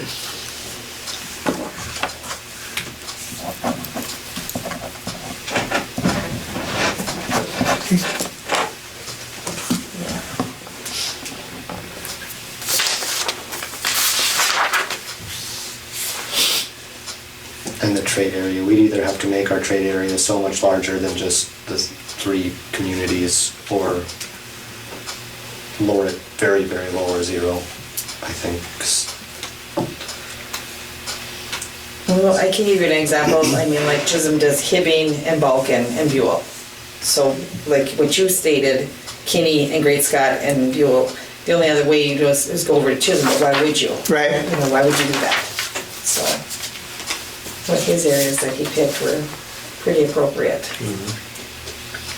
Well, right, but there's not a lot of places to spend your funds in Great Scott, Kinney, or Buhl. So. No, that was, the recommendation was for you to think about not including a requirement to spend in the trade area. That's a terrible idea. Entirely, right? I could see if we were a bigger city and you had casinos coming in, that Or kind of you'd have, situation. like I said, you'd have to increase the trade area to anything from Virginia to Hibbing or something, just so they have somewhere they can go. It just kind of makes sense to have it. We should definitely,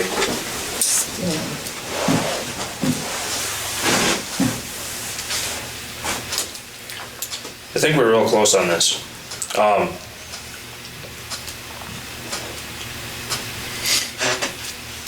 Can we ask for a final draft from staff with these changes we've discussed for the next meeting? Yes, you can. Council's thoughts? Everybody comfortable with that? I mean, I thought you touched on the right ones. And as always, once something goes into effect, if it needs to be tweaked later, that's always a process that's available.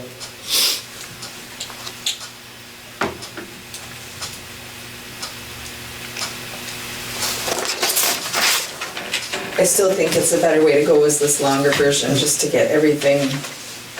That short version covered nothing, but again, we're small, so it would work, but well, we should definitely have it in place. What we don't want to do is hurt no. organizations doing it within, but the city, we need to look out for the best interests of the city, and having this in place Yep. is exactly that.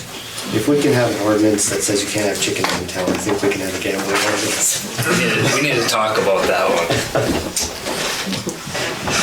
Okay, so, being this is informational only, do we need direction from council to have? No, I don't think so. It would be my plan to have a final draft probably before the next meeting that maybe you can be prepared to comment on next meeting. Okay, excellent. Anybody have any other comments? All right. Moving on to item L. Update on Julia Joyle versus City of Buhl conciliation court hearing. Mr. Jeffries, you want to give us the update? Mayor and council, if you recall last meeting, we mentioned that there was a conciliation court hearing scheduled. for a matter of a resident who had claimed damage to private property as a result of flooding on their property. So this hearing was conducted on Wednesday, April 26th. Myself and our adjuster from the League of Minnesota Cities represented the city, and the homeowner represented the plaintiff. We had evidence that was presented to the court prior to the hearing, and we were told at the end of the hearing that the court would take things under advisement and have a decision rendered within 2 weeks or less. That decision has not been received yet, and expect to have that by the time the next meeting of the council is to be held on the 16th of May. That's all I really have to say on it at the moment. Okay. Thank you.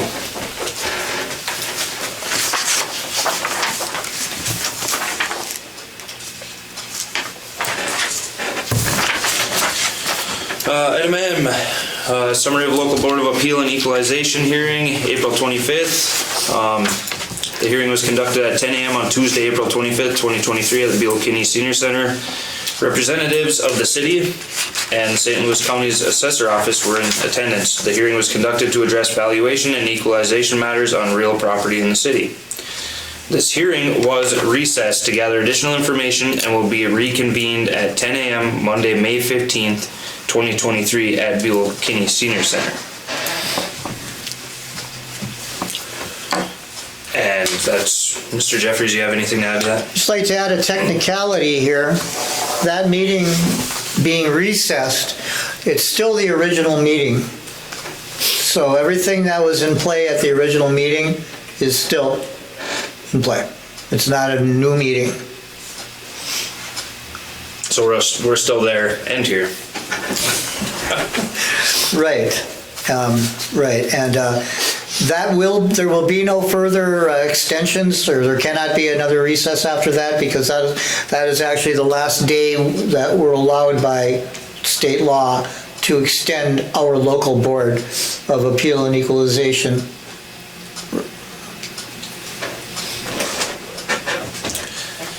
Doing everything we can.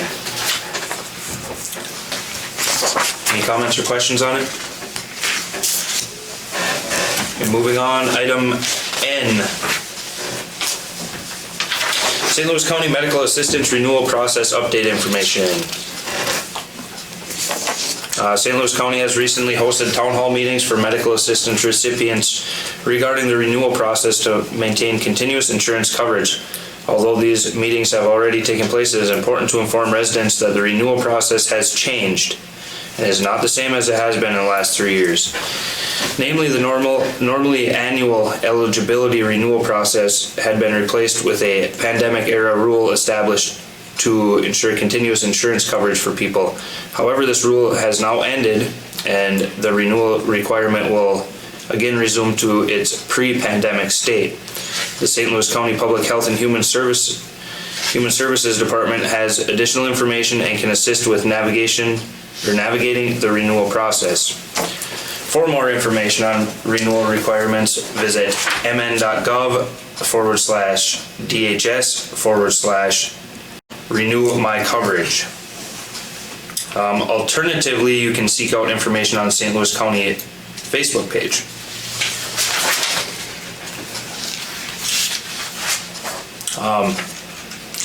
You have anything to add, Mr. Jeffries, to that? We will also post this in the 4 locations around town that are now the standard posting places: City Hall, Post Office, the library, and the Senior Center.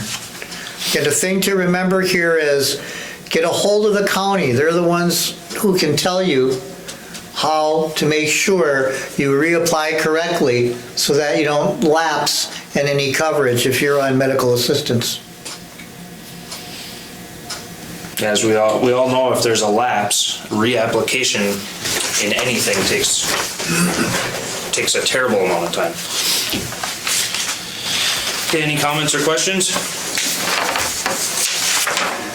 like Mr. Jeffrey said, that'll be posted to our locations. All right, moving on to counselors' comments. Anybody want to go first? All right, Randy's up. The rec board has got their spring cleanup this Saturday at 1. We'll be going around the park, the disc golf course, the beach, and campground like we did last year. Hopefully this year we beat the city staff to it, because they had almost everything cleaned up already before we got to anywhere. Trent, you guys aren't picking garbage yet, are you? I have done a little bit, but it sounds great. Yeah, let us get some. We'll bring more extra garbage bags this year to make sure. And you can just leave them and we'll pick them up for you. Just on the side of the roads there. Okay. That helps a lot, thank you. And then Independence Day Parade is coming up. We've got a few people signed up for floats already, but we're less than 2 months out now, so.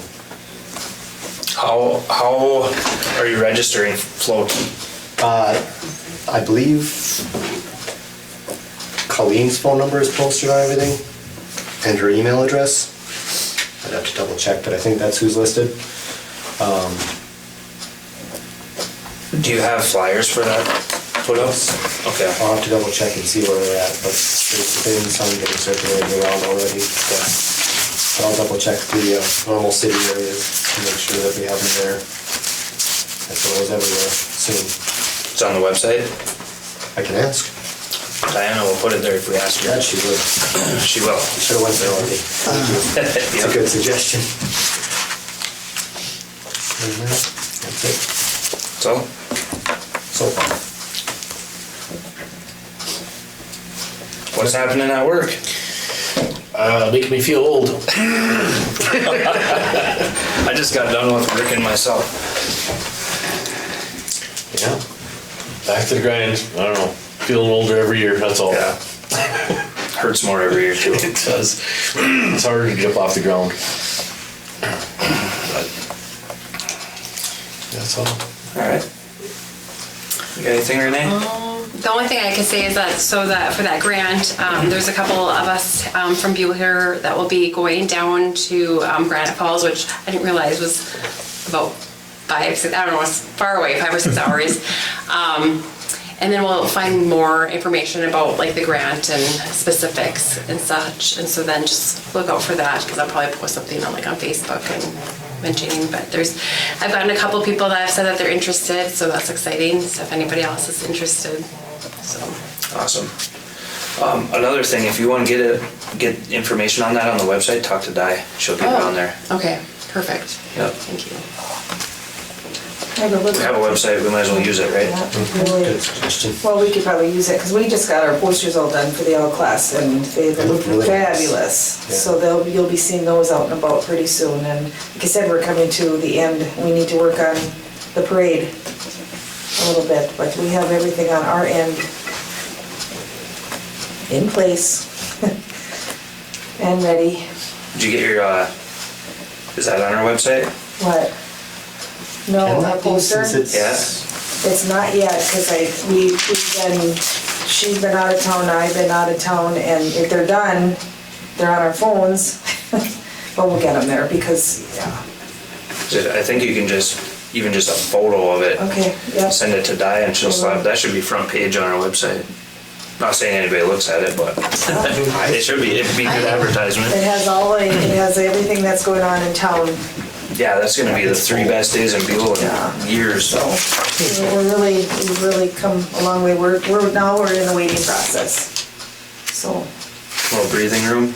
A little bit. Yeah, now we can, I mean, people, if they want to add, it's not going to make the poster, so. But, yeah, for the most part, I thought we did a very good job. Yes, you did. We'll see. And thank We'll you see. for it. But we have to help Randy and the rec board now. Oh, this is the easy part.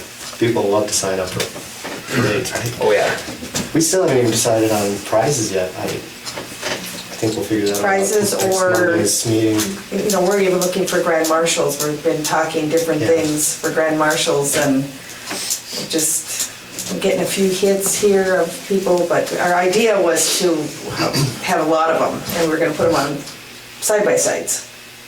and just have a bunch of people that recognized in the town of Buhl, city of Buhl. Just Yeah, recognize yeah. these people for what they've done for our city.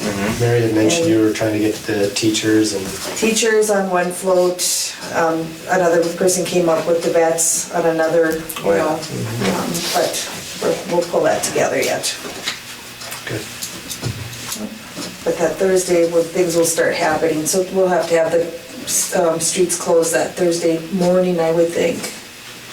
Because the tent's going up and the stage is coming in, and so No problem. I'll talk before. And we might not need power from you, so. I know, No, that's really not, power's not that hard. yeah, no, but we might have another source, so. So, obviously rec board, is the all class still able and accepting donations?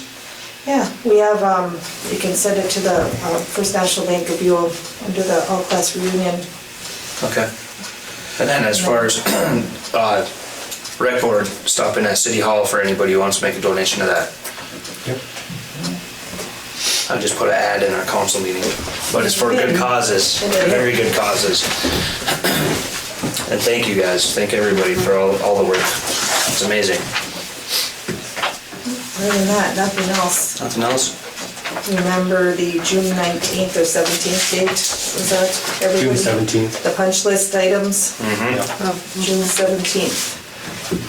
Anything that needs to be fixed on our project needs to be up here before that. Yeah, we should be able to see it now. Do we ever get a date too of like when they're gonna do a walk? Oh, when the, Walk around or whatever, yeah. Not yet. We will though. We will. I just met with the city engineer today and it was not formed yet. Okay.